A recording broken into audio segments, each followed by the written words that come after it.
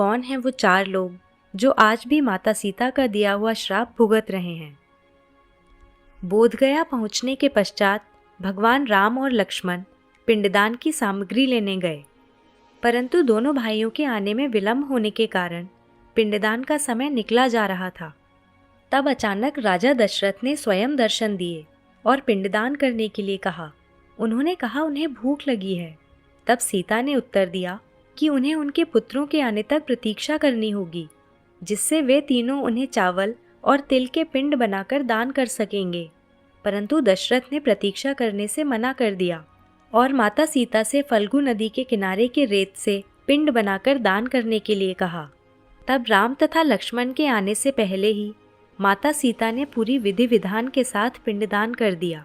उस समय जो वहाँ 5 साक्षी थे, अर्थात माता सीता को पिंडदान करते हुए देख रहे थे, वो क्रमशः अक्षय वट अर्थात वट का वृक्ष, फल्गु नदी, एक गाय, एक तुलसी का पौधा और एक ब्राह्मण थे।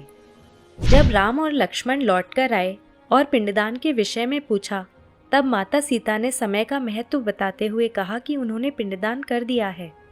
अपनी कही बात का सत्यापन करने के लिए सीता ने उन 5 से राम को सत्य बताने के लिए कहा, परंतु वट वृक्ष के अतिरिक्त सबने असत्य बताया। नदी, गाय, तुलसी और ब्राह्मण ने कहा कि सीता माँ ने पिंडदान नहीं किया है। तब स्वयं राजा दशरथ की आत्मा ने भगवान राम और लक्ष्मण के सामने यह स्वीकारा कि सीता ने विधि विधान के साथ उन्हें पिंडदान किया है। तब सीता जी का सत्य सिद्ध हुआ, परंतु यह वृत्तांत यहाँ नहीं समाप्त हुआ। सीता जी ने उन 4 को श्राप दिया। फल्गु नदी को श्राप मिला कि गया में नदी केवल पृथ्वी के नीचे ही बहेगी और ऊपर से सदैव सूखी रहेगी। गाय को श्राप मिला कि गाय की हर घर में पूजा तो होगी, परंतु फिर भी उसे झूठा भोजन खाना पड़ेगा। तुलसी को श्राप मिला कि गया में कोई भी तुलसी का पौधा नहीं होगा। ब्राह्मण को श्राप मिला कि गया के ब्राह्मण कभी जीवन में संतुष्ट नहीं होंगे और सदैव दरिद्रता में ही जिएंगे।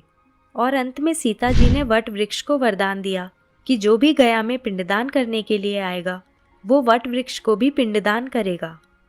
तो दोस्तों, इस प्रकार सीता माता का श्राप वहाँ उपस्थित 4 साक्षी आज भी भोग रहे हैं।